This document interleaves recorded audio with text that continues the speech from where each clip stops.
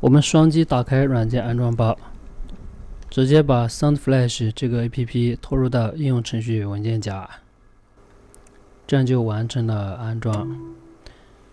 安装完成以后，我们到启动台找到应用程序，双击打开。打开的时候会弹出一个激活窗口，我们点继续试用。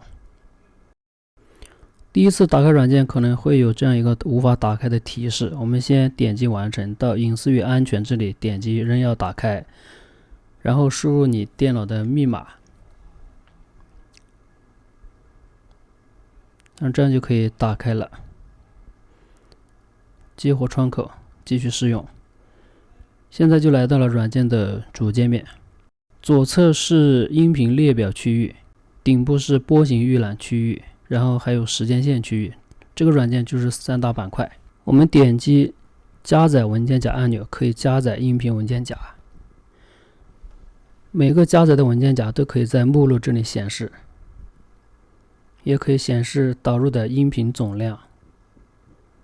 我们现在导入了10几万个音频文件。单独选择某一个目录，也会显示这个目录下有多少音频文件。在音频列表的顶部有一个搜索框，我们搜索想找的音效，点击即可以试听。当我们把所有的音频都导入到软件之后，我们点一下保存工程。保存完工程之后，当我们下次打开软件，之前的音效库就会自动加载。我们在音频列表搜索区域找到我们想要的音效，点击可以试听。框选我们想要的部分，按下 S 键就可以把它发送到我们的剪辑软件。第一次发送的时候会弹出一个授权窗口，他说为了将音频自动发送到剪辑软件， SoundFlash Pro 需要你的授权。我们直接按照它的要求授权就可以了，点击去授权。在隐私与安全下面左下角有个加号，点开之后在应用程序文件夹找到我们的 SoundFlash Pro， 点击添加进去就可以。如果需要密码的话，就输入你的密码就可以了。这个时候我们再按下 S， 我们选中的音频就自动的到了剪辑软件上面。再框选一段音频，按下 S， 自动到了剪辑软件上面。那我们导进剪辑软件的这个音频，它在哪个位置呢？我们选中导进软件的音频，点击在访答中显示。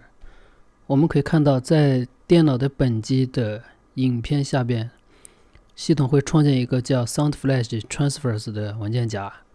通过这种方式导进剪辑软件的音频都会被加载到这个文件夹里面。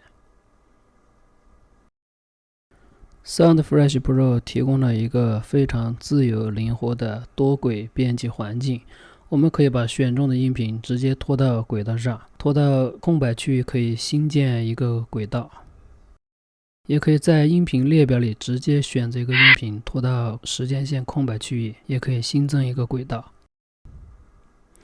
双击轨道前面的名字，可以修改轨道的名称。在轨道素材上右键可以设置片段的颜色。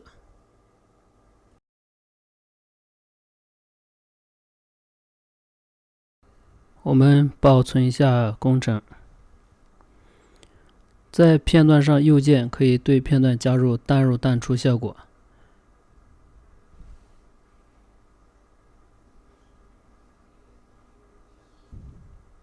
按 C 键也可以对音频进行简单的剪辑分割。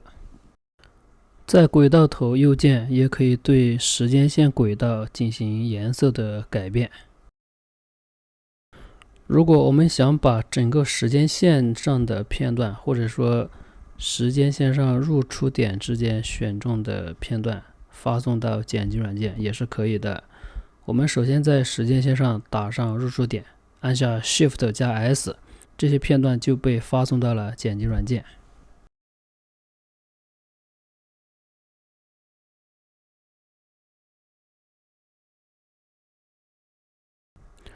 我们现在打开 Premiere， 选中音频，按下 S 键。我们本来是想发送给 Premiere， 但是呢，现在我们同时打开了2个软件 ，File 和 P2 都打开了，它就会让我们进行选择。那我们选择 P2， 这样这段音频也被成功的发送到了 P2 的时间线上。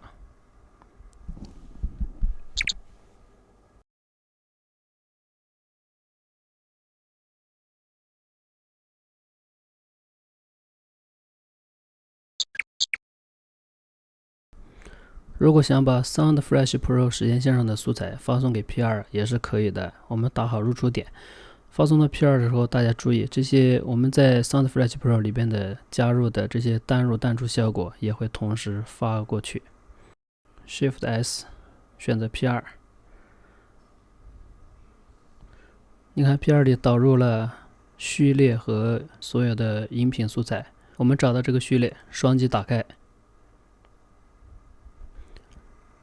所有的片段都过来了，而且保留了这些单入淡出效果。